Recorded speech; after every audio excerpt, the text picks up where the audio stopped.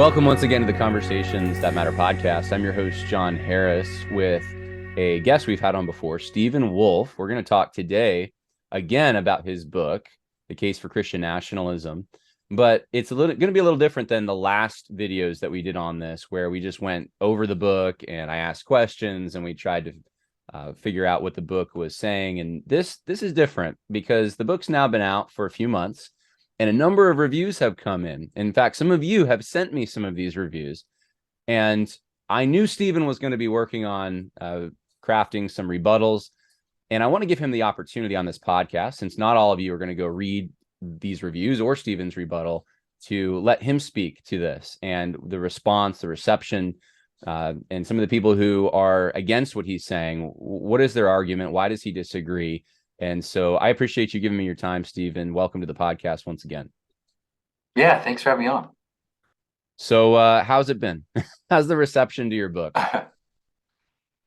It's one of those one of those strange things where it's the reception on the official evangelical outlets has been largely negative, except for a couple people or a few people saying positive things, which they all got beat up for it to say something positive about the book. But yeah, it's one of those weird things where I'm not. I mean, usually the evangelical kind of elites go after people who are institutionally connected, who have all these various friends that they can associate his bad ideas with them, and but I'm really not any of that. So in one sense, I'm kind of grateful that I'm this outlier who's got a lot of attention. But the downside is it's all been fairly negative. But it's one of those things where how you look at Rotten Tomatoes, and it's Yeah. the movie has it's like 99% of the top critics say it's terrible, but then like the popular crowd is like, this is the best movie. Yeah. So I've gotten a lot of overall it's been very positive. But if you just searched my name, you'd think on Google, you'd think it would be all negative. But in general, the more, I guess, the non-elite, the people from lower places, I guess, have liked it in general. So It's um, interesting because, I published 2 books on social justice, and, um, I have 2 graduate level degrees from evangelical institutions nonetheless. And, I thought the work, well, people who were kind enough to tell me what they thought, who were in evangelical circles, whether they endorsed it or just privately talked to me about it, were raving about it, thought it was, good research in both cases. And I'm not trying to toot my own horn. I'm just saying it's weird to me that my books initially, I don't think they went quite as high as yours did in the category. I don't know Amazon's categories, but they did shoot up pretty high initially. And I didn't get any of these reviews for, like, they just ignored it.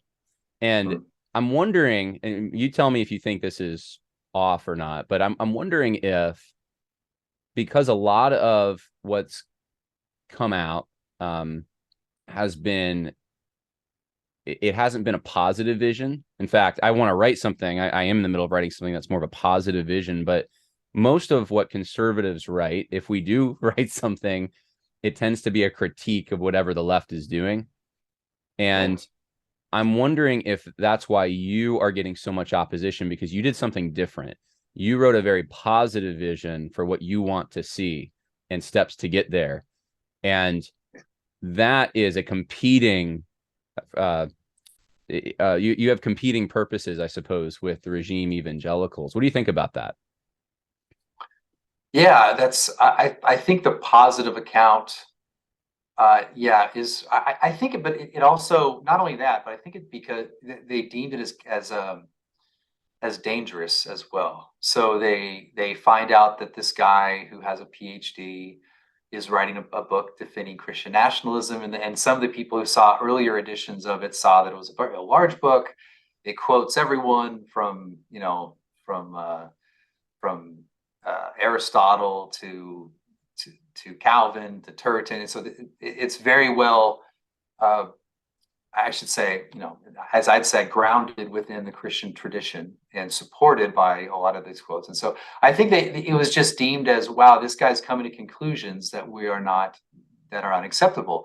But he's doing it with this large book with a lot of quotations, with where he's offering syllogisms and all this sort of thing. So I think there was like this fear that it was dangerous and that it had to be kind of crushed. And so they brought out some of the bigger guns to do it. Maybe I don't think it's a conspiracy, but I think there was this interest that I'm not just some. I mean, I'm kind of an obscure guy, Not but it anymore, was you're not. something.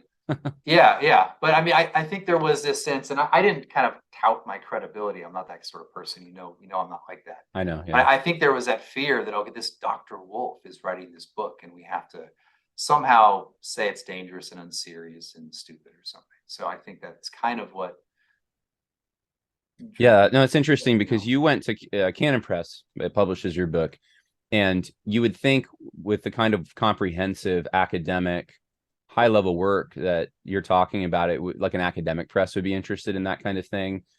Mm. And it's just interesting to me that for people like yourself who are very accomplished, who have thought deeply about these things and done a lot of academically rigorous work to form your conclusions, you're going around the guild, so to speak, to get this out there, and it's laymen who are buying it. Well, I mean, there's obviously pastors and professors who actually, I'd be curious, do you have people coming to you secretly, kind of like Nicodemus with Jesus by night, and saying, Stephen, I really like the book, but don't tell anyone? Oh, I mean, yeah. One of the things about being like outwardly, openly right wing is that other people who are secretly right wing come up to you and be like, "Oh, I love your book," and this and that, blah blah. So I've had dozens of people just even randomly. I was at some school function with my kids, and someone walks up and says, "Are you Stephen Wolfe?" And I was like, "Yeah." It's like, "Oh, I love your book." So and they're like looking around. Um, but but yeah, I mean, there has been that's actually been kind of cool that people just randomly have come up to me and said, "I like your Well, work." I got one for you. There's a guy in my church in high school who went to class, in a speech class, and they were doing some kind of like I don't know, forming a government type of like, what's your ideal government, some topic like that.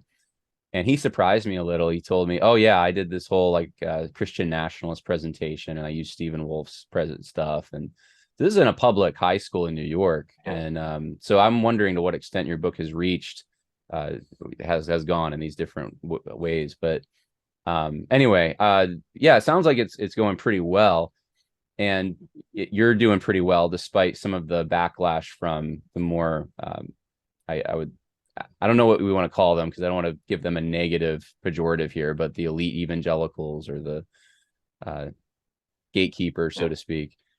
I want to talk about some of these guys. You just wrote an article.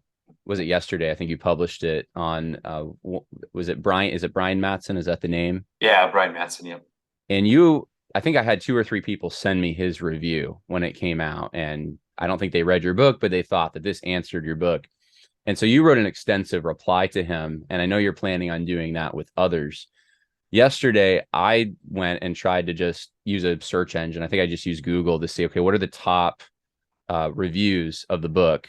And of course, the first one, you could probably guess, the first one on the list, if I Google your book and review, is, you want to guess? Which one do you think it is?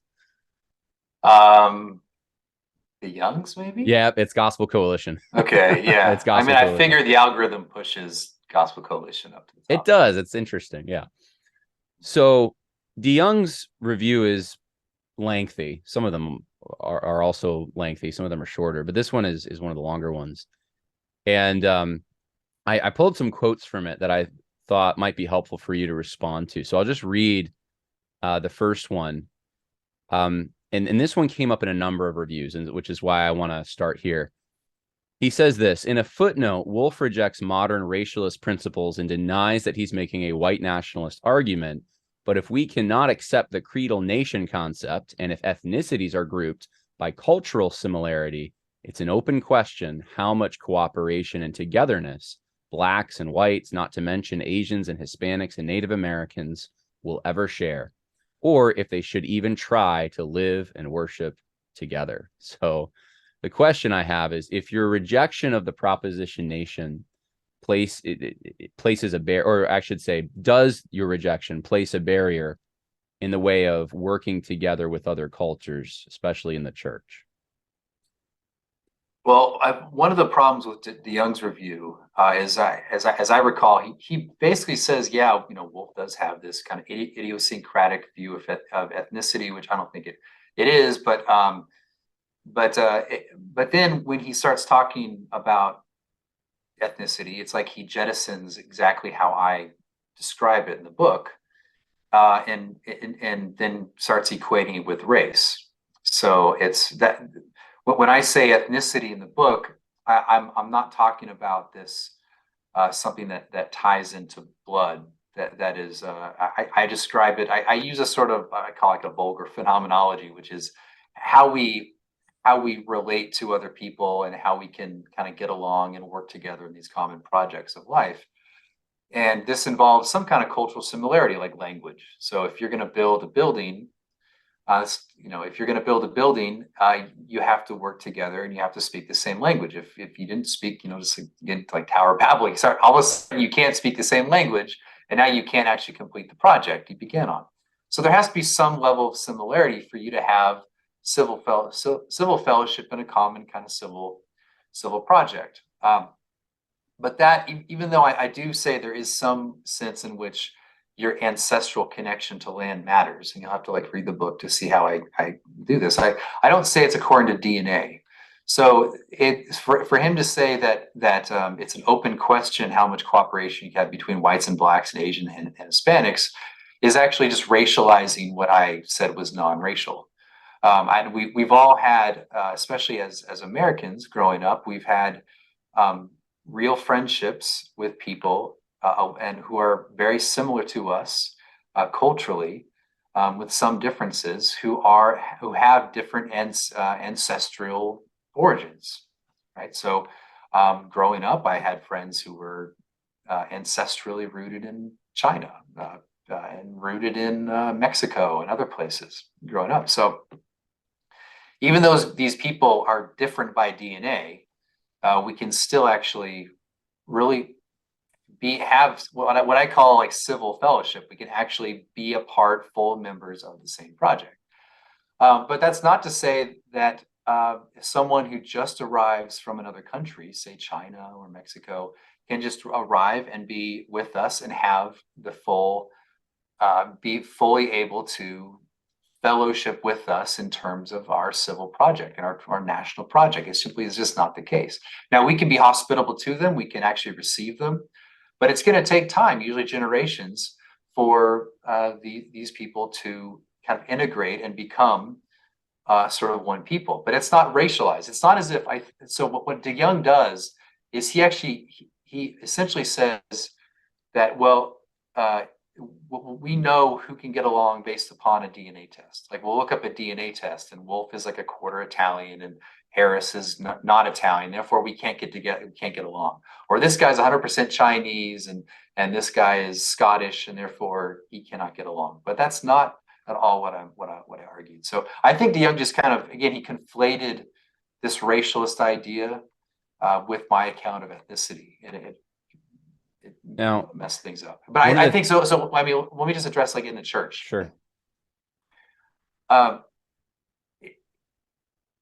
We're Protestants, and so we believe that there's a ministry of the word, which means that a minister is going to speak up there, and he's going to use the common vernacular language. He's going to speak in our context, typically English. That means that the people in that church, generally speaking, in order to actually have a sort of spiritual fellowship, will have to speak English in the event of worship. And this is often why you had even in like the 16th century, when there was persecution in England, English Protestants would flee to Europe, and they go to German-speaking places or French-speaking places, but they don't, generally speaking, don't speak the other languages. So they'd form their own churches. They'd be called stranger churches. Okay? They'd be actually called strangers in a way because they don't speak the same language. And so they'd actually have a different church. And over time, they could integrate if they spoke the same language. But the point being, though, is that when there are dissimilarities on important matters, there is probably a good reason to divide between different churches, simply because how do you minister to people and you can't speak their language? So in that sense, there is a sense in which just because another guy is a Christian is not actually good enough to say we can worship together in the same building, because worship involves vernacular language. So, uh, but that's not to say that someone who's Asian and a white guy can't worship in the same building, because they speak the same language, and they can also have fellowship and encourage one another because they understand each other culturally. They can understand when a guy is struggling in his job, because they understand how jobs work in our society as opposed to other places. So we can understand other people's struggles because of cultural reasons. So anyway, I'm kind of going on long here, but the point is that I'm not talking about like a racialist divide. It's far more a matter of kind of on the ground similarity. Yeah, what you're talking about to me seems common sense. It's more organic. I can't get you a bullet point list to show you all the ways in which, let's say, from my context, we have a Spanish translation at my church, right? And so the few people that take advantage of that who come, I can see that there's a barrier, though. They can't really talk with other people at the church who don't speak Spanish. So they're not going to be um, forming relationships as easily. And Yeah. there's actually another church nearby that's been just inundated with immigrants coming from, I think many of them illegal from South America and so forth. And I went to a church picnic recently that they held, and it was just obvious. It's no one had to segregate anyone, right? No one came in and said, all right, you guys sit over here, you guys sit over here. It naturally happened, though, that the people who could speak to each other tended to sit with each other. And so it was almost like you had two churches, and the pastor was trying to hold these groups together through uh, translating the sermon live. So he would speak in English, then speak in Spanish, right? And I can't, like, I guess what one of the things that you're saying, I think, correct me if I'm wrong, is that this is one example, but there's probably like a lot of other examples. Like, I couldn't give you a bullet point list, but there's a lot of cultural things that people share in common who have grown up with the same experiences, that like even social things, like what's appropriate in social situations, that are can be causes for offense or misunderstanding, or they're barriers to fellowship with, and I don't mean Christian fellowship, I mean what you meant by civil fellowship with other people. And so they may choose to be in a context with people that are more like them for that reason. And that's naturally just how the world works, no matter where you go. It's not like it's not Yeah. what you just said about, like, which is more abstract, like taking a DNA test to see if I can, get along No. with this person. And part of my point is that there's nothing wrong with this. I think that in like Right, right. in the modern West, we have these deep anxieties about this cultural separation, that somehow if they are over there and we're over here, we have to feel as if we're not being hospitable, we're not being welcome, we're not being Christian enough. But usually they who group together aren't actually thinking that. They just naturally are drawn to similarity, and they'd go over there. I mean, you speak to people who grew up in rough urban neighborhoods. I was just at this cigar bar, actually, of all places, and I was talking to this guy who is in his 50s, and he's about to retire from a school district. He was a teacher, and then a football coach and a counselor in school, and he was talking about how he would counsel these young guys who could easily join gangs, had family life that was messed up. And as I was talking to him, I was thinking, for several reasons, but one, just culturally, would not know how to communicate with these young guys in an effective way to get them not to join the gang, to get them not to kind of be delinquents or whatever. But this guy does. Like, this guy knows how, because he was raised in that culture. He knows what to say, what to do, and he was the appropriate guy for the job. And so I can understand then in a church context why why him and like his culture would want to form a church, if the church is interested in ministering to people in this kind of not only in things kind of eternal, but also in earthly things, like not going to jail, or trying to be successful in your life in some way. That it would make sense that they would actually meet together, because they understand each other, common struggles, common, just this mutual understanding of what they need to do and overcome. And I think the same thing could be true of a lot of Asian churches that are deeply embedded in kind of like an Asian culture. Not like Asians who have been in the United States for a long time, kind of, Sure. Yeah. assimilated.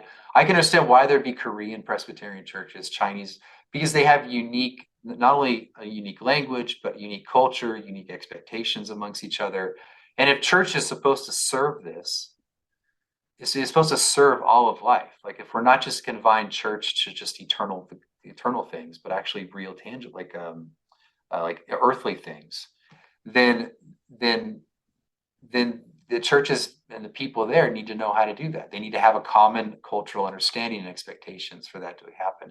And so that's really all I mean, that's actually big. It's, I guess, controversial, but that's all I was trying to say. And part of the thing is I think people should just relax. And like we should critique our own like anxieties for these things. That it's okay to be different. It's okay that they're different. It's okay that you're different than them. But but what I did push back against explicitly was, okay, when I say us and them, I'm not saying we white people, those black people, we white people, those Asian people. I explicitly don't say that. And that's because it doesn't fit with your own experience. Again, you've had friends who are Asians or Hispanics, or blacks that are culturally very similar to you, if not the same. And so to say us versus them because I'm white and he's Asian doesn't make any sense actually on the ground in life. It's throwing out this abstract principle of like a racial division that doesn't make any sense as life actually works. So that's what I'm arguing. I think if DeYoung just kind of uh, maintained my own definition of ethnicity, he wouldn't have basically suggested I'm trying Well, to do white that may be segregation, true, racial but segregation. I want to challenge. Well, I don't know if that's the core thing. Maybe it is, but one of the things he said, and I sensed this throughout a bunch of the reviews I read where they were critiquing you, is he says it clearly. If we cannot accept the creedal nation concept, that to me is key. Like, because you reject that, then, well, what's the only other option? I guess it's white supremacy. That seems to be the assumption a lot of these guys have, and it makes them uncomfortable. As soon as you reject Proposition Nation, then they're like, well, what is it then? Is it Nazi Germany? I guess that's the only other thing if we don't have the Proposition Nation. And I'd like to hear you talk about that a little bit. Yeah, If you can. I think Americans just kind of lack the imagination because of their experience to understand how, I guess, a non-creedal nation. I don't think the division is between creedal and non-creedal, because I think in a Christian nation, the statement Jesus is Lord is an essential element of a Christian nation. But my point is that that's not enough for actual civil fellowship. So I mean, it seems obvious to me that if let's say we just randomly selected a bunch of true Christians from around the world, put them in one location, and said, "All right, make it work. You're going to have a Christian nation, Christian society." It would just be utter chaos, and it would be ridiculous. But if you went to Idaho and plucked out a bunch of random people who live in Idaho, I'm not just talking Moscow, Idaho, but everywhere in Idaho, you pulled out a bunch of true Christians and put them in one space, there'd be some conflict, like there always is, but you'd probably be able to make it work. Why? They speak the same language. They're all from the same state, so there's all sorts of cultural similarities of those people. So, and they would all kind of affirm Jesus is Lord. But the reason why it would work as a civil community, as a civil fellowship, is because they hold these things, these very particular things, in common with each other, and so they can get along, they can understand each other. And I think that is just that's how nations work, and I make arguments for that in the book. And I think that oftentimes the creeds that we assert, they're asserted as universal. So obviously Jesus is Lord is a universally true statement. It's true for every person no matter what, and the opposite is false for everyone. But there's things like the West's emphasis on equality, the West's emphasis on a certain conception of liberty, especially in the modern West. some of the judicial norms that we have that have developed over time, from the Magna Carta through the English Bill of Rights, through our own Bill of Rights, all these, and then the constitutional developments that have arisen from that within the United States. All these things are development within a certain people group, within a certain kind of nation state, if you want to say. And we've been kind of raised into them, and to have respect for them, and for the people who, I mean, we may not respect the Warren Court and other 20th century developments, but we do respect the 17th, 18th, and 19th century, especially with regards to religious liberty. Often we respect these as developments of us, of our country, and explain who we are today. But those are usually very particular things. And even if they are, like, even if it's true that, like, take like that double jeopardy, it's not fair to, like, the principle of double jeopardy, where if you tried for a crime and you're acquitted, you can't be tried for that same crime Right. again. That's a development within the legal system that's expressed within the bill. It's in the Bill of Rights. Yeah, it's expressed in the Bill of Rights. And but that's an actual development of the Western tradition into this principle that's codified. And even if we want to say that's a universal true thing that ought to be true in all places, that double jeopardy is wrong, it's still a particular development of the West, right? And so we've adopted it, and it's ours. So the point being is that even like these things we think are universal matters of justice are still these things that we as Westerners have developed and adopted ourselves in a very particular way. And so anyway, I mean, the creedal concept, you can have a creed, but I think we should also recognize that the creed is most often affirmed by people who are actually from the place that Right. holds the creed. Yeah, and there's a million things like that. You just gave one example, but you could talk about why is 18 when we can now vote, or 16 when we can drive, or how come we pursue marriage through dating and instead of arranged marriages. And I mean, all these things we take for granted. Some groups that come over here to the United States, and even Christians who form churches, they don't subscribe to all of that. And so it's anyways, it's a fascinating topic, and I just find it sad that so many of the reviewers who are in the more elite, I guess upper echelons, I should say, are want to focus on this so much that they want to imply that you're sort of adjacent to white supremacists or Nazis or something along those lines. One more thing from Kevin DeYoung, and then maybe let's move on to another, because this is, I think, Kevin DeYoung's thesis. It's in the title. He says, he says, if critical race theory teaches that America has failed, that the existing order is irredeemable, that Western liberalism was a mistake from the beginning, that the current system is rigged against our tribe, and that we ought to make ethnic consciousness more important, it seems to me that Wolfe's project is the right-wing version of these same impulses. So he's saying you're woke, but you're right-wing woke. What do you make of these parallels that he brings up? Well, how do you approach this? Again, if he's connecting critical race theory, he's using race again, which is again a conflation of what I actually said about ethnicity. Do I think that Western liberalism was a mistake from the beginning? Well, okay, what beginning are we talking about? Are we talking about post-World War II liberalism? Then yeah, it was a mistake. Before that, if we're talking about the more classical conception of the 17th century, well, I wouldn't really say that.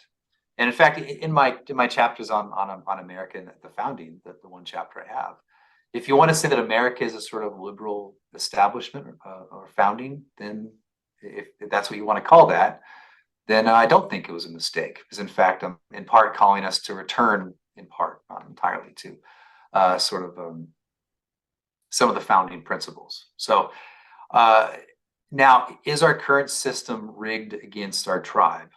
Is he denying that there's a sort of negative sentiment towards white males in our country? Is he denying that? So is he saying that's not true? That it's not true that there is a sort of that there are discriminatory practices within corporations, within schools, and that there's an active hostility towards the white male? Is he denying that that's the case? Because that would be pretty, I think I think it's disputable, and a lot of evidence can be presented that in fact is the case. But the thing is, what's strange though is that I only mention that at in the epilogue when I bring up this idea of the white male. But in terms of ethnic consciousness, I actually say that ethnic consciousness is not a racialist principle. I do think there should be a sort of revival of a type of ethnic consciousness, by which I mean not racial consciousness, but a consciousness that we as Americans are a people. And we ought to be conscious of that. And we ought to have solidarity around that. And we ought to affirm that and seek our own good. And what this means is rejecting some of the universal notions that lead us to go bomb other countries and spend resources and lives trying to recreate democracy in other countries. So that's, yeah, I think we should look inward and try to have a sort of ethnic solidarity around being an American. And to say this is un-American is actually kind of strange, to say that there is no desire to have a sort of ethnogenesis to become ethnic conscious as Americans. One of the things that held America together initially, right, when the United States was founded, was George Washington. He was a sort of prince, to use some of my language, that held the United States together because everyone loved George Washington. And I think you can read in his farewell address this idea that I'm retiring finally. He didn't want to become president. He's like, I want to retire, but he didn't want to serve a second term. But he's like, I'm done. Okay, and so in his farewell address, he says that, look, we need to stop having these very highly local attachments, by which he meant kind of this identification with the state, which he didn't say, you shouldn't have any identification with your kind of state, but he said that we should have this sense of being Americans, that we have this common project. And he says we have a similar language, we have a similar religion, we had a common struggle. And he's essentially saying that I'm leaving, I'm not going to hold things together. You have to think of yourselves as a people, and that's how we're going to proceed forward. And so I think the very idea that we ought to have an ethnic consciousness as I define it is precisely very American, and it describes exactly what happened in the early the early republic. It was the appeal of George Washington and others, not only George Washington, but even earlier with John Jay and Federalist II, that we would identify as one people, not as Virginians, not as Connecticutans or whatever it is. But of course, not extinguishing the identification. So multi layers of identification, but having that more general one, which would be American. And so that's really all I'm saying, is that's why we ought to, in America, stop importing thousands and thousands of people who are very different than us, so that we can sort out as Americans who we are as a people. And you can't do that when you're constantly injecting foreign people who don't speak the language, who have no actual common interest in the place of the land besides maybe economic opportunities, who are not born here and have that sort of native connection to the place. And that's why, so that's why I was critical of immigration as well. But yeah, to say that it's like, I mean, in terms of critical theory, I obviously disagree with a lot of the conclusions of critical race theory, but it does seem to me that there are systems in place and being in place that are going to be used to actively discriminate against not only white men, but just males in general. And so I think that I do think that the impulse for conservatives to outright reject anything that would look like a critical theory, I think is a bad move, because we're literally if we're in the middle of liberal totalitarianism right now, that there is a sort of totalitarianism that has this crushing secular liberal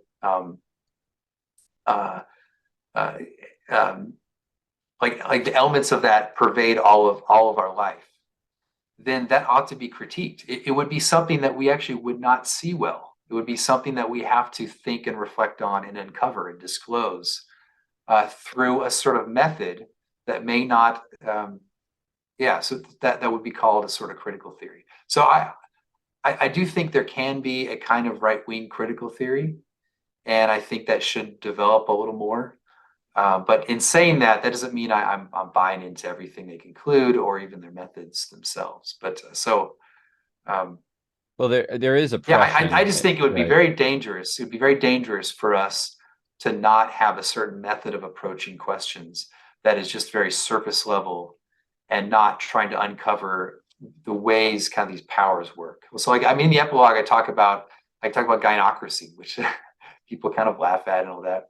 But it's this idea that like there is a sort of feminine dominance in the workplace that is operates subtly through kind of gendered relations, but it's also concealed behind a sort of liberal equality. Like, oh, we're all equals, but then the actual rhetoric employed in gender relations will actually then is incredibly gendered. And so what I'm saying is that instead of seeing, oh, we're all equal in the workplace, and look at that very surface level element of it, that we had to see, no, there's actually subtle ways in which kind of more of kind of a feminine centric power actually is wielded to suppress masculinity or men in the workplace.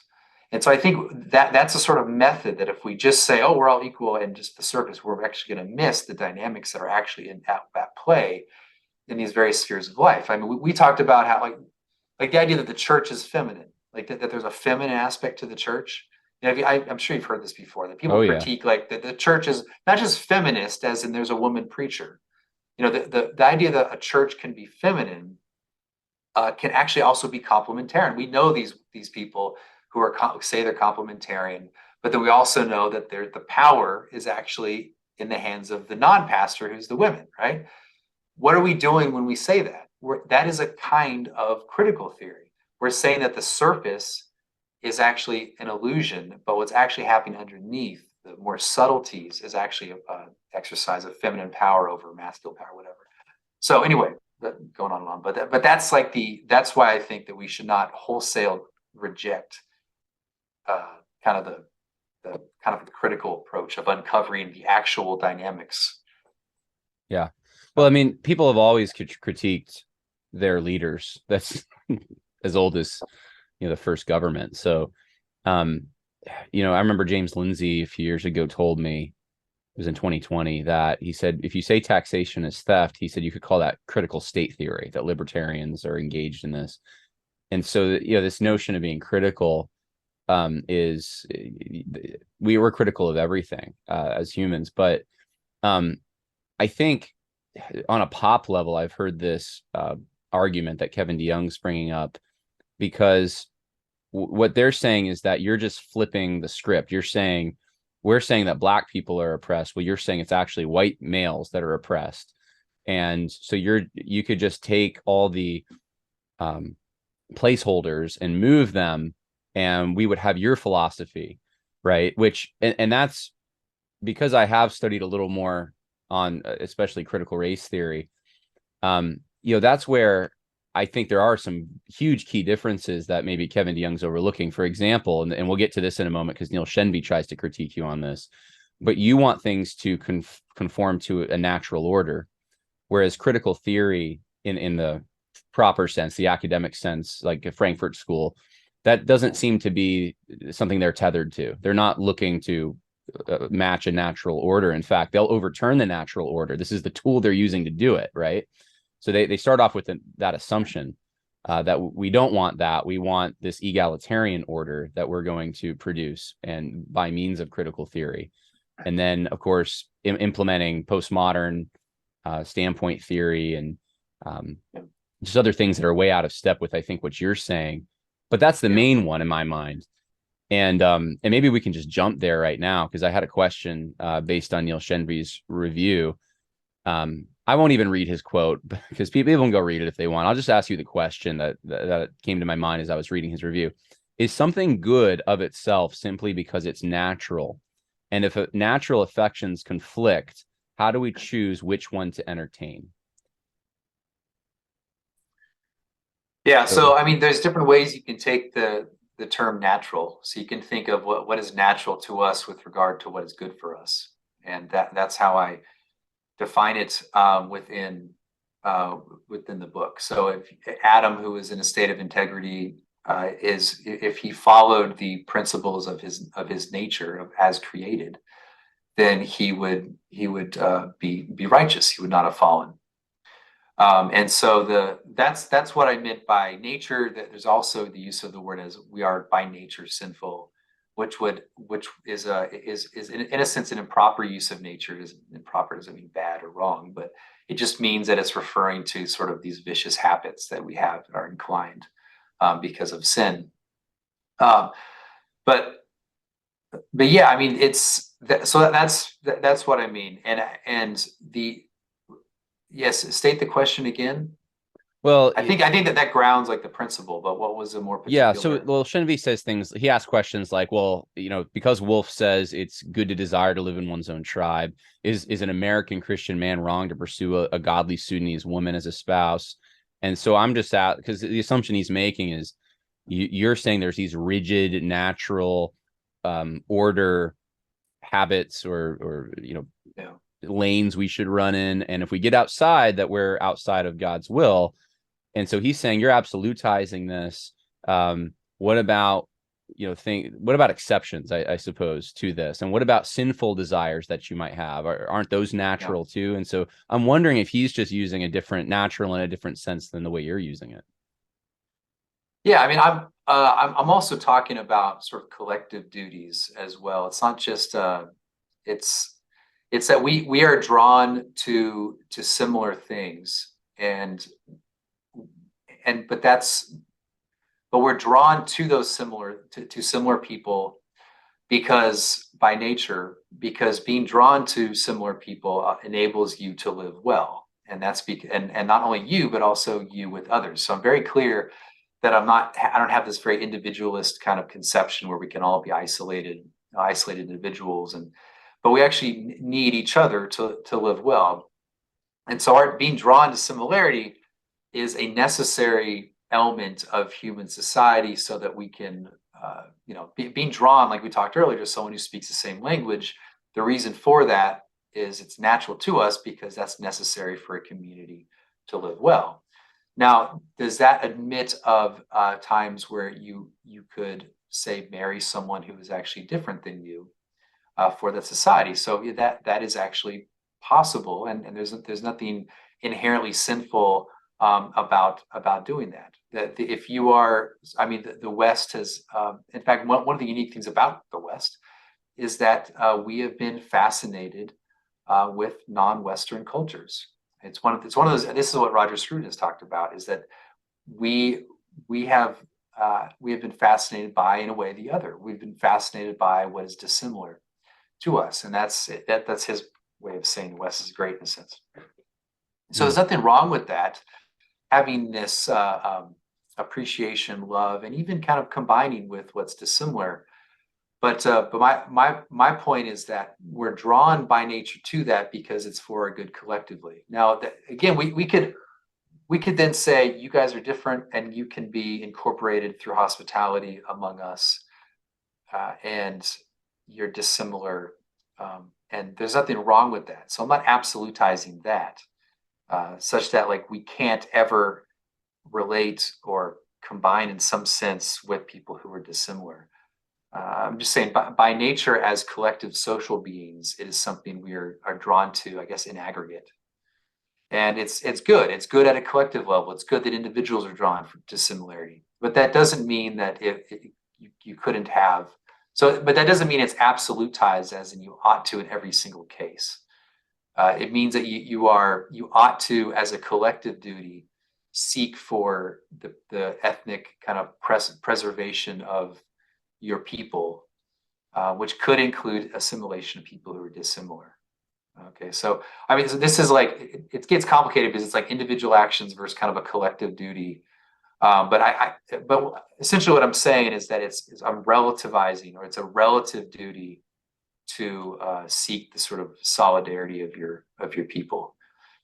So it's not an absolutized thing. It is at individual level, but anyway, Yeah, hoping I don't that know makes if some sense. well, to me, it's just common sense in a way. Yes, I overuse Yeah. that term, I suppose, but we you can look at patterns of people, like for instance, even transportation. Is it natural to drive to work if given, that arrangement? Yeah, most people do. Is there someone who likes to be physically fit and ride their bicycle? Sure.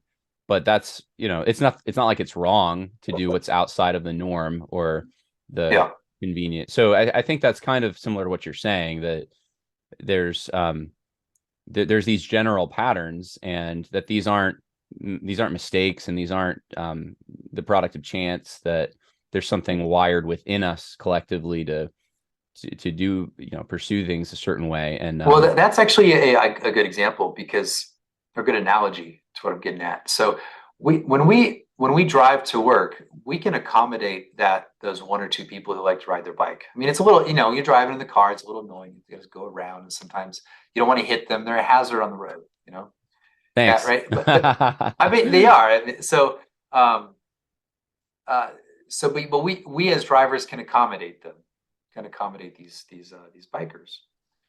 Um, But if suddenly half the people decided to ride their bike to work, it would be this hazard that might require a law to say, no, you can't ride your bike on that road, because then there would be all these cars and all these bikes, and people eventually are going to get hit, and it would be unsafe. So that's just an example of where you can accommodate like those who kind of diverge from this norm with graciousness, and even say, hey, there's variety, there's some variety here. But the moment you kind of inject like a significant difference into the system, it creates actually all sorts of problems. And so I think so in that sense, there's like this, I don't know, people have a duty to drive or whatever, but there's some duty there in that case to arrange yourselves so that everyone can kind of accomplish what they're up to, you know. Mhm. Um, let's jump to Andrew Walker, if that's all right. His critique of your book, because his was an outlier. It was different than a lot of the other ones. And I'll just read for you a quote from him. This is a paragraph. He says, Wolfe's argument goes something like this: government has a duty to promote true religion. Christianity is true religion. Therefore, government has a duty to promote Christianity. The internal logic of this syllogism works. It's rational. But that's different from making an exegetical case for the argument or demonstrating that it fits with Scripture's own covenantal developments. This, again, is what makes this book as frustrating as it is creative. As a matter of pure argumentation, it's not hard to make logical syllogisms. For example, four-legged animals can run in the Kentucky Derby. Unicorns have four legs. Unicorns can run in the Kentucky Derby. The problem is, while this argument is valid, unicorns do not exist. Go back to the original syllogism. Wolfe may assert that the government has the duty to promote true religion, but he never argues that point from the Bible, from any clear command. It's just assumed. So now this actually is similar to statements others have made. So maybe you can respond to both, where they say that you're just assuming theology and you're not actually doing the hard exegetical work. But Walker's making the extra step of saying, actually, you're just outside the Bible completely here, and you're just relying totally on logic and not the Bible. So is that true?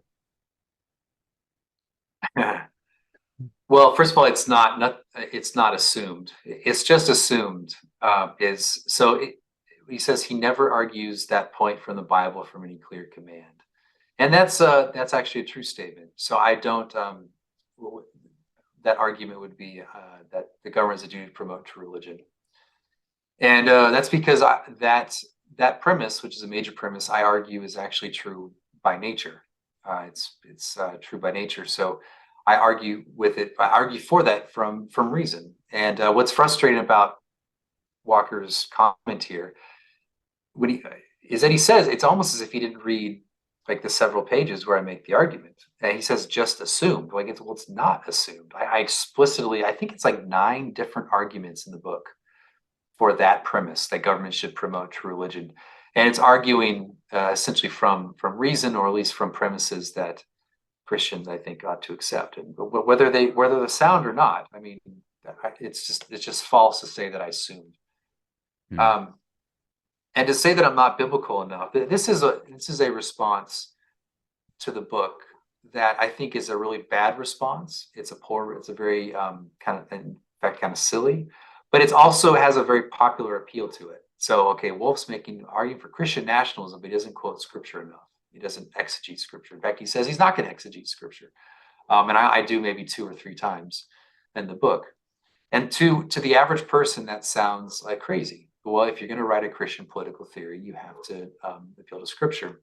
I, uh, but it's actually not a very good response to the book. It's not a good reason to reject the book, because I explicitly say what I'm up to, and that is I'm assuming the doctrinal formulations of the Reformed tradition, and specifically in the early centuries, the first 3 centuries after the Reformation, 15, 16, 17, excuse me, 16, 17, 18. And I'm assuming these formulations, and I explicitly say who argued them. And if you want to see the exegesis, then you can go to those books and check and see what Turretin said, or Calvin said, or Vermeulen said. I mean, you can all look it up for yourself. But what I wanted a precise and developed theological system that's articulated in a coherent and systematic way as the framework from which to do Christian politics, to do a Christian political theory. And so I assumed it. It would be like people, imagine if I were to write a book that was a Trinitarian Christian politics. Instead of Reformed, I was somehow going to apply the Trinity to Christian politics. Would I have to then write a 1,000-page book defending the doctrine of the Trinity as it's from Scripture and how it's articulated? Would I have to do that up front to write 100 pages, or would it be enough for me to do 10 pages or 15? So part of the reason why I did this and I just assumed things is, one, I have respect for the theological discipline, which means that it's not something that any guy with a PhD in political theory can just pick up and be a theologian. So I have respect for the discipline. And two, I have respect for the guys who codified the Reformed tradition up to the 17th century. And so if I'm going to make a Christian or Reformed political theory, political thought, I'm going to assume Reformed theology. So if you don't affirm Reformed theology, then, as I say in the book, you may not agree with my conclusions. I mean, I say that straight up. But if you are Reformed and you take seriously your tradition, well, then you have to take seriously the major positions in that tradition, and those are the positions I assume. And the positions that that are not the majority but are disputed in the tradition, like seriously disputed, I argue for them. So, like, I make an argument that civil government would exist in the prelapsarian or pre-fall state. Like in the state of integrity, had Adam not fallen, there would have been civil government or civil subjection, however you want to call it. Now that's rejected by people like Luther. Martin Luther rejected that. Augustine rejected that, as I understand, and then some other people did as well. But other people did affirm it. So people like Aquinas affirmed it, and some Protestant others. So there's a dispute over it. So instead of just citing Aquinas, which I do cite Aquinas, but instead of just citing Aquinas and saying, "Oh, I'm going to assume it," no, I actually make arguments for it. I have like maybe 15 pages, or maybe fewer than that, arguing for that conclusion. And yeah. And the other thing too is that I say that political theory, even Christian political theory, the foundation of it the foundation is are natural principles. So natural principles underlie our Christian political theory, and grace, the truths of grace, are then applied. So, like when I say government has a duty to promote true religion, that statement, I say, is a naturally true statement. That was true prior to the fall. It's true after the fall. It's true after grace. And how do you apply that? Well, you apply that by saying what is true religion, which is Christianity's true religion, which that is the truth of grace that we all affirm. But again, the foundation was that natural principle. And natural principles are the sort of things we can know and argue from by reason, and they can be argued through philosophically and also scripturally. But I chose to do the philosophy side. So I don't know if that's going to satisfy everyone, but whatever. That's what I did, and yeah. So I mean, I don't know exactly where Andrew Walker's coming from with this, but there's the word that came to my mind as I was reading it was biblicism. Like, I don't know if he is a biblicist or if he, um, you know, Yeah. No, but thinks. he's not though. He's all about natural law. So that's why this thing. Oh, see, But again, you read more than I have then. but yeah, he's all about. He's like a Protestant natural law guy, Oh, that's and interesting. Okay. that's why I was actually really surprised that he went there, um, Yeah. because he as a natural law guy, he should know that you can have conclusions from reason and conclusions from faith, and if you do scriptural argumentation, that like sound reason, so sound reason and sound exegesis on the same question would lead to the same answer because reason is from God, faith is from God, Right. and you can't have these two instruments of God lead to opposite or contradictory conclusions. That doesn't make any sense. So somehow God gave us the ability to reason, make a conclusion with using that reason soundly, somehow contradicts things of faith. Right. That doesn't make any sense. So what Walker could have done, it could have said, well, from Scripture, proper scriptural exegesis contradicts Wolfe's conclusion of reason. Okay, and so then therefore Wolfe's conclusion is wrong. But then, I mean, I guess you can stop there if you want. But then, if you wanted to actually have a complete critique, you then say, okay, something went wrong in Wolfe's reasoning. It's not that reason itself leads to falsity. It's that it's that bad reason leads to falsity. Right. And so let's go figure out where Wolfe went wrong. But he says, oh, it was just assumed, which is actually false when I make 9 arguments for the conclusion that he's saying I'm assuming. Right. Uh, Yeah. Yeah. I mean, there's sort of, I think there's a line he says it was more logical than biblical or something, which I think just caused a lot of people to scratch their heads and be like, well, what, yeah, shouldn't they dovetail? Shouldn't they be complementary? Um, so no, that's a good response. And I think that's where Shenvi also kind of, one of the places at least he went off the tracks a little bit was on these yeah, natural relationships, is kind of assuming that there can be this conflict that you could, because sin is a natural thing, but that's not what you're saying. You're not saying, you're saying within the bounds of God's established order, um, with good ends in mind and that kind of thing. You're not saying that any urge you have that could be a disordered urge is natural. So, yeah. Well, and let me just say that what's operating here in my work here is that the law of God, or the what God says we ought to do, is something that is actually suitable for who and what we are. So it's not an arbitrary, or as theologians say, adventitious set of commands. Do this, don't do that, as if we're just a pack of meat, and that's it. And then God just says do this, and it's arbitrary in relation to what we are. But actually, what God says you ought to do is suitable for our very nature. It's suitable for our impulses. It's suitable for our desires. It's suitable to our reason. It's suitable to our all of our faculties. Now, sin, of course, corrupts those faculties, and so we can actually do what we ought not to do. But the idea here, though, is that when we are as human beings acting properly humanly, or acting proper to what we are, we're actually, when we have impulses that arise fundamentally from what we are as created, those impulses and inclinations and instincts will lead to what is actually for our good. It will lead to us to do what is right, and to do what is right is always for our good. And so, yeah, I think I get the sense that some people, they want to think of like Christian ethics as nothing but this set of like arbitrary commands that we follow, when actually, whenever we're obeying God, we're actually obeying, in a way, our own nature as created. We're obeying who and what we ought to be. We're being human. We're exercising the very faculties that God gave us. And I this is want to one of get, my critiques of theonomy too, by the way. But that's that's for another episode. that's another episode.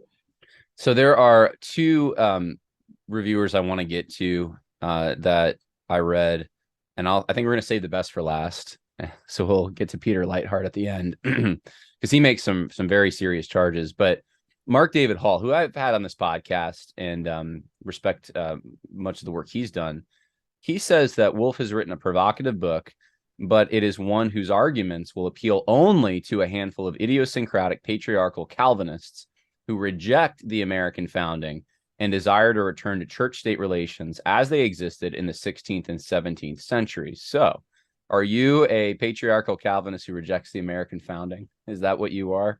And then have you seen other, is the appeal broader than who he says are going to want to read it? Yeah. If So that makes how do I sense. respond to that? No, it does.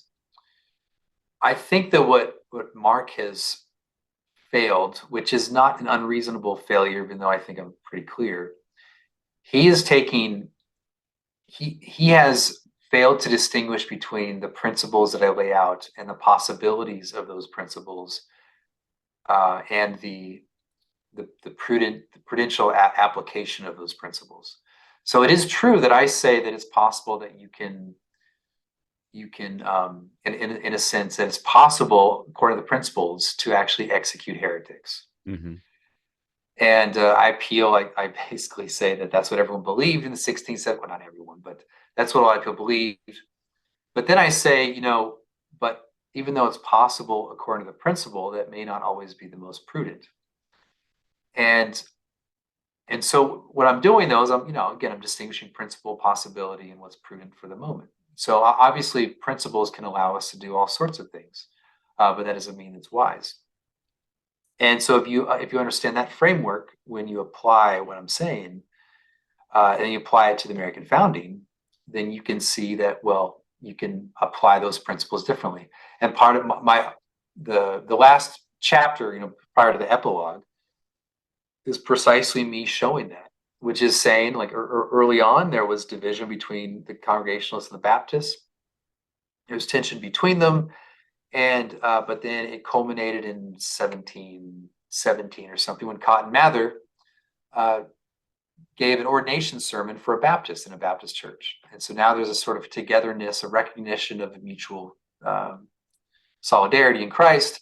And that culminated, I argued to the founding, where the idea was it was an expansion of Protestant principles, where we can affirm that you're Christian, you're Christian, you're Christian. It's not a matter of alignment to an institution. And so that went from there. So basically, the idea of religious liberty in the American founding era was still very Protestant. It was not it did not violate the principles of Protestantism, even classical Protestantism, where they even execute heretics. But it was actually an application given experience and prudence on what's proper given religious diversity. And so that's the the argument was, you can disagree with it, but the argument was that the same principles were applied to the founding era, but they were applied in opposite ways, given the experience and the circumstances at the time. So Gotcha. why was there a First Amendment that said no religious establishment? Well, because you have the Congregationalists were in Massachusetts and Connecticut, and the Anglicans were in Virginia, and the Roman Catholics in Maryland. And so here we are coming together. So why would there be, say, the no establishment at the federal level? Well, because there's diversity. And from the experience of the wars of religion and religious strife, that actually is counterproductive. So me fighting and wanting to go to war with because they're Anglican and because I'm Congregationalist or I'm Presbyterian.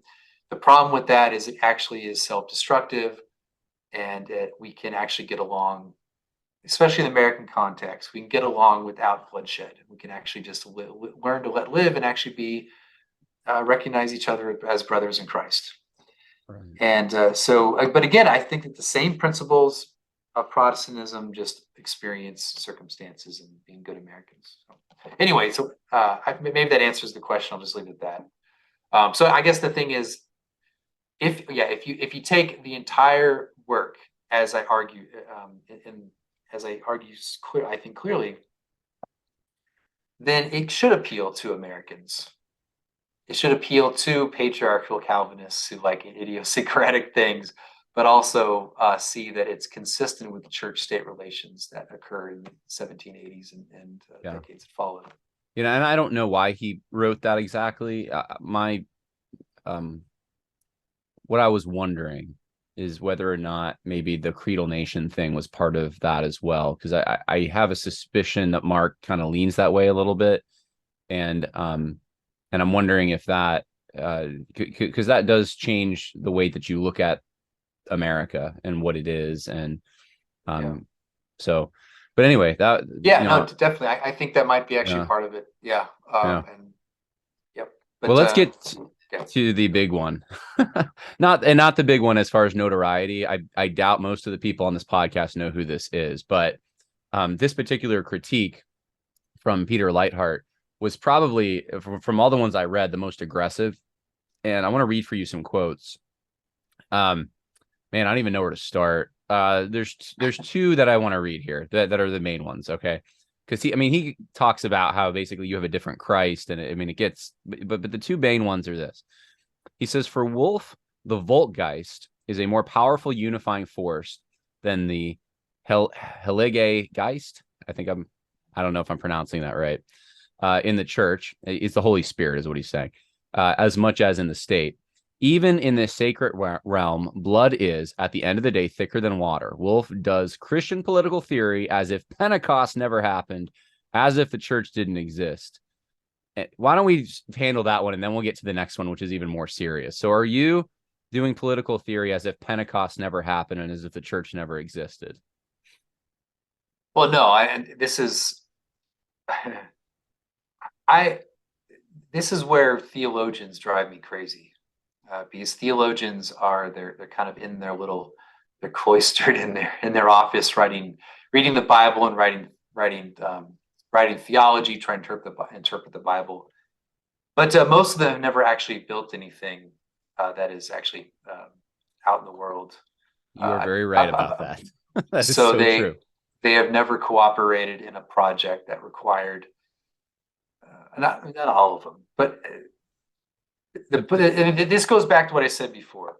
Yes, there is a church, and that church is the universal Catholic Church, as the Protestants that understood it, which is the people who profess Christ all across the world.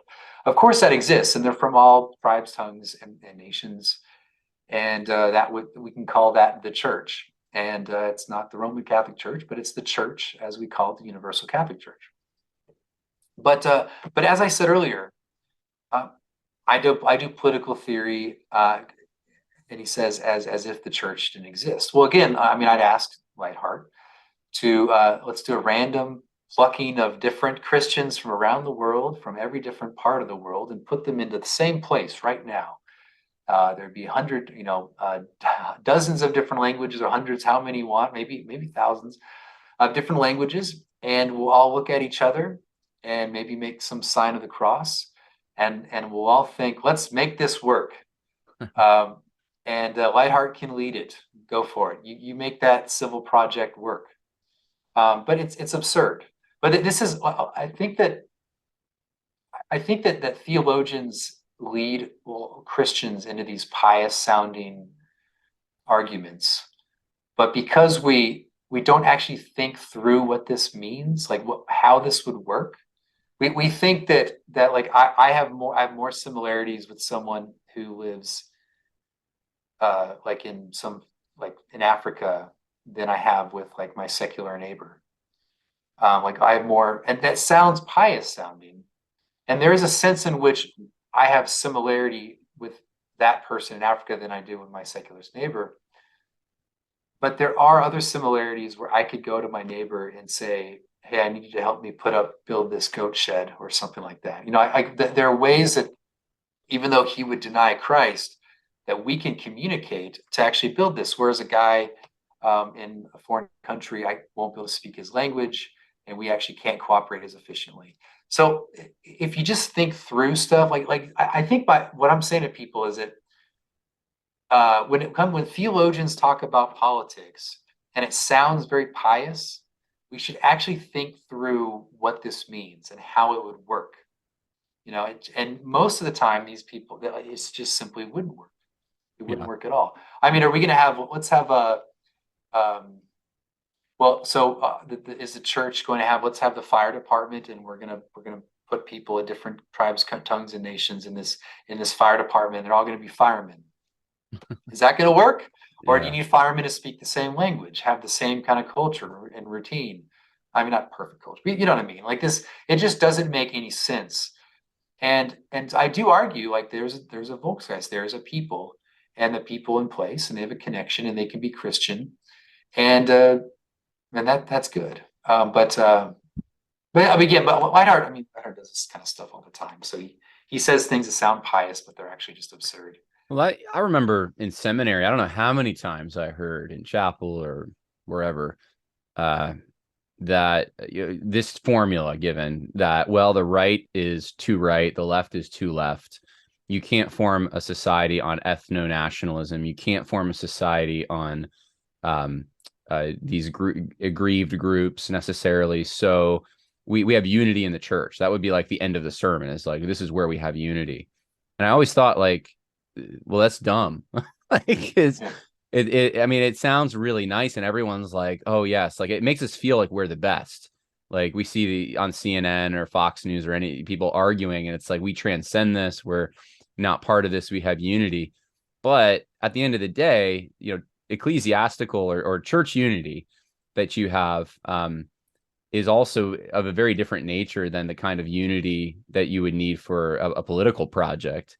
And anyway, that's my own soapbox, I suppose. But this kind of language is something that I see so constantly. I'm almost immune to it, but it doesn't seem to ever go away. It's always there. Yeah. It's very similar to something Kevin DeYoung said about you. He said that you prioritize the nation over the church.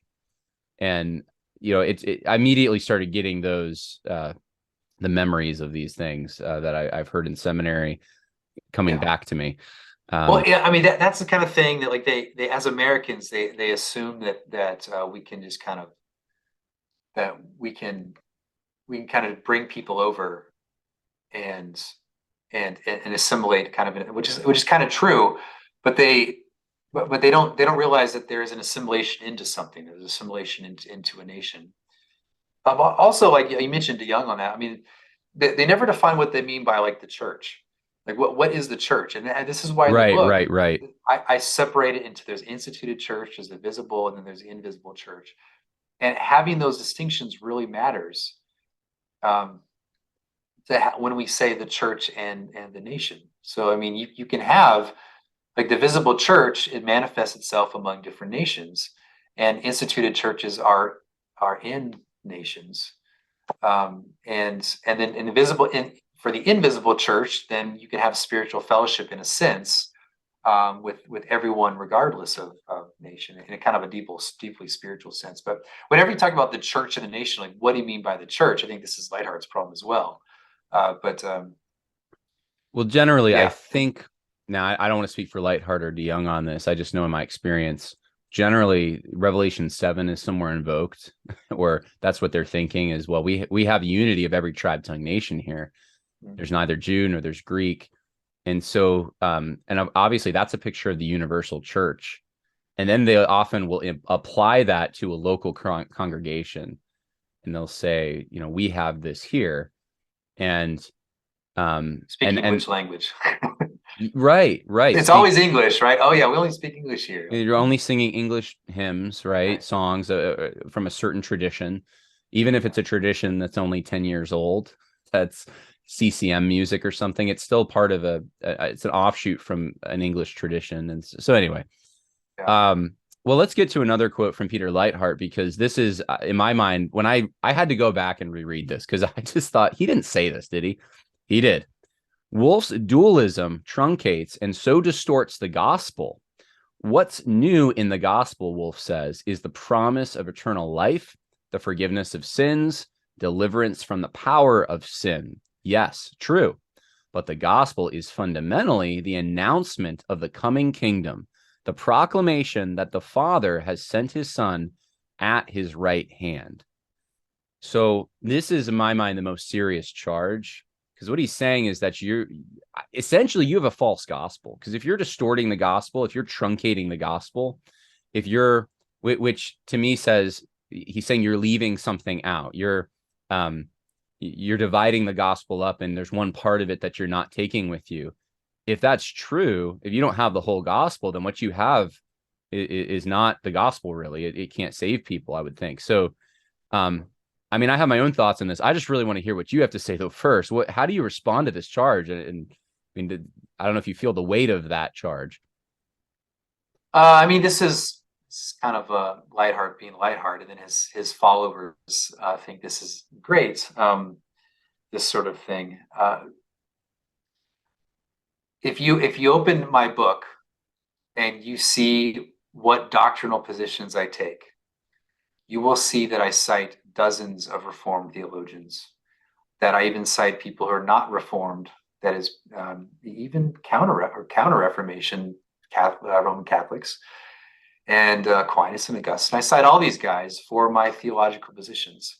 So if it just simply is the case that if Lightheart wants to say that it's like a sort of another gospel, then he's literally condemning the theology of practically the tradition he claims to be a part of, which he has done. I mean, he hasn't condemned exactly, but he does have this thing where he wants to always critique the own tradition. He calls himself a Reformed evangelical theologian, but he rejects central doctrines of the Reformation. But anyway, I mean, just simply that's the case. I think that if you think that Lightheart is right about this, and it distorts the gospel, and even like you said, has a sort of another gospel, then you have to say that that's true of Luther, of Calvin, of most of the post-Reformation theologians like Turretin, Maestrich, Vermigli, Junius. I mean, I can just go through all the list, and it goes all the way up into Charles Hodge into the 19th century, and R.L. Dabney. You can do the same. You can just go on and on. You kind of get the impression that Lightheart and his followers are extreme sectarians, which if you listen to some of their rhetoric and their very assured kind of denunciation of these quote dualisms, then it's essentially Lightheartism versus the Christian tradition. And not only, I mean, the idea of dualism is the dualisms are just something that's been a key feature of Christian theology prior to Augustine. I mean, this is not something just created from in. It's not something created from I don't know in like the 16th, 17th century when they started reading Aristotle. It was just something that was thoroughly within the Christian tradition. So I mean, I don't know what else to say. It's one of those, again, it's one of those things where if you're ignorant, I mean, I just have to say it directly.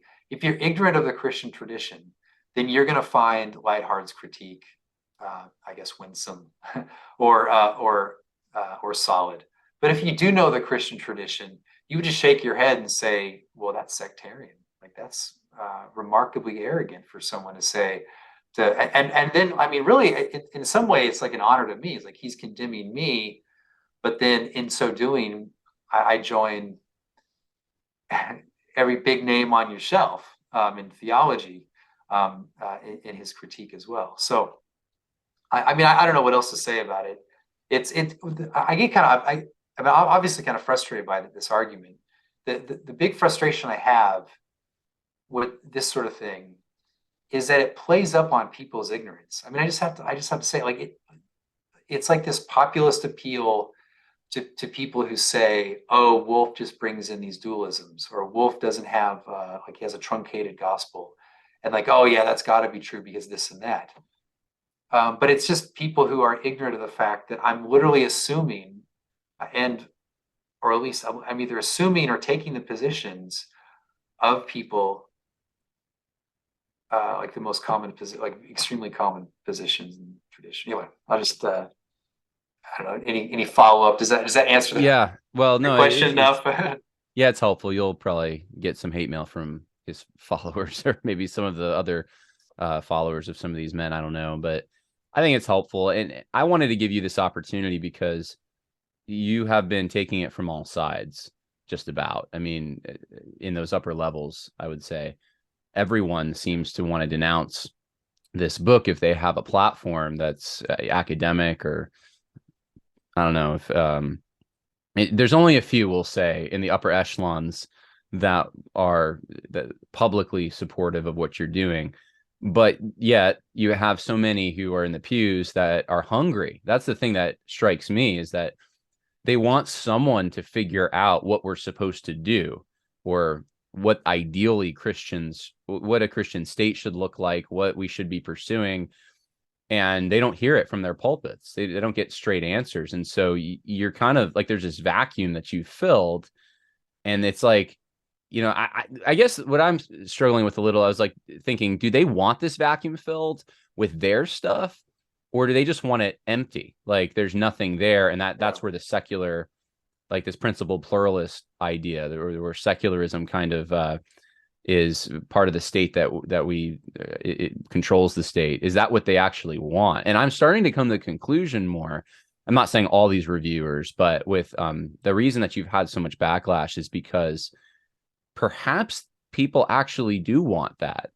Christians in the upper echelons, that may be they're ingratiating themselves to a secular state, perhaps, or at least there's, I don't even know how to phrase this. You've probably thought about it more deeply than I have. Yeah, I mean, I do think there is. I said this on Twitter maybe a month ago or so, but I think there is like like you can say really big and bold things. You ever seen that? Like there's videos of like two dogs that are barking at each other behind a fence, and they open the fence, and now they're all Oh yeah, friends. yeah, yeah. So It's pretty I funny. think, I mean, that's a not perfect example, but I think there is something like that going on, not between Christians, but in the sense that Christians exist in liberalism and they have this big bold presence, like we're going to do this for, and take over and all that.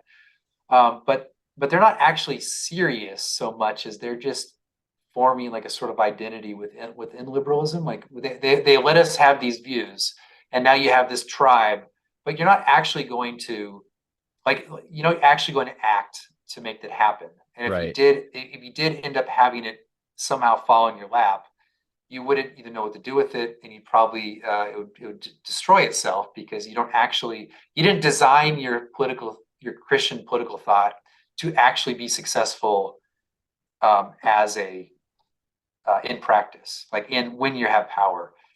So I think there is some of that going on. It's certainly that's like the very kind of pious sounding talk. Yeah. But yeah, Yeah. I do Once they think get that's elected to public office, is it like, now what? Okay. So yeah. I don't think that's true with everyone, but again, like if you try to make like the most pious sounding political thought, and then when you think about it, it doesn't make sense. That's a good indication that they're really just relying on this liberal order that lets you believe weird things, yeah. and you have a tribe, but you're not actually serious about really taking over and asserting power and all that. Well, we've gone pretty long, actually. I want to give you the final word, though. Is there anything that you want to say, things that you want to respond to that I Well, haven't brought up? I mean, what I wanted to say, I forgot to say it, but it's why am I getting hit from all sides? Right. I've thought about this. I think because the book, one, it assumes like Protestant retrieval stuff. Okay, so that's like in the Davenant crowd wheelhouse, and I've benefited tremendously from various people in that. But those people also tend to be, kind of squishes with regard to ethnic stuff. And so here I have a chapter on ethnicity that makes them uncomfortable. Okay, so then they don't want to then associate with that. And then, Little John writes a Christian nationalism is not racist article, which is really boring. And so you have that side. And then you have the side that likes being transgressive, but they are theonomists. They are reconstructionists. They're like a Federal Vision light sort of people, or a hardcore Federal Vision people like Lightheart. So they want to be like a sort of transgressive, but they come out from very different starting points, and they don't like those starting points. So I'm getting it from that side, and then there's the typical people, like the people who are essentially like the neo Anabaptists, like Russell Moore. I don't know, he hasn't commented on the book, but that sort of person knows that crowd. And then you have like the Two Kingdom people. I'd say like that Kevin DeYoung is probably a sort of Van Drunian type, Two Kingdom type. And so he's not going to like the idea of a Christian nation, Christian politics.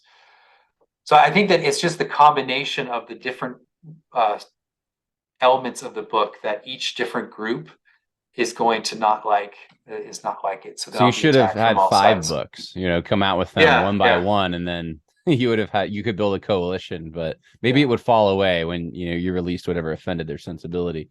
But I mean, even now, like when I say other things that are part of my assumptions, which I think are just kind of thoroughly based, but they're thoroughly based Right. in 17th century Reformed thought, and I say it, and even people who like my book kind of broadly, they still are uncomfortable with it because, and so there's like this pushback like up from that side because I'm again pulling from a different era, which I think is better than our current era, and so that distances people as well. So anyway, I mean, I guess to end on a positive note, I keep going on and on, but I would just ask people to read it as trying to create a coherent, systematic that is both account that is both theological and political, that is logical, and you can certainly disagree with it. But I think understanding that I tried to make it thoroughly founded upon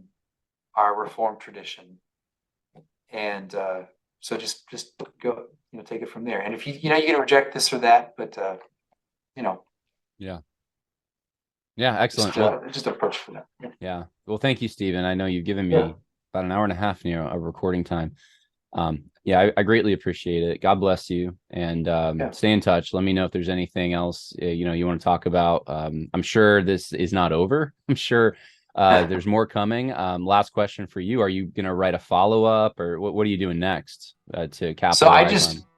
I just wrote like a follow-up book. No, I probably wouldn't do that. But so I'm starting. I started a Substack. It's a project. It's called Institutes Plural of Christian Politics, and I'm going to try. It's just a project where I'm going to try to answer various questions on politics that have endured for time.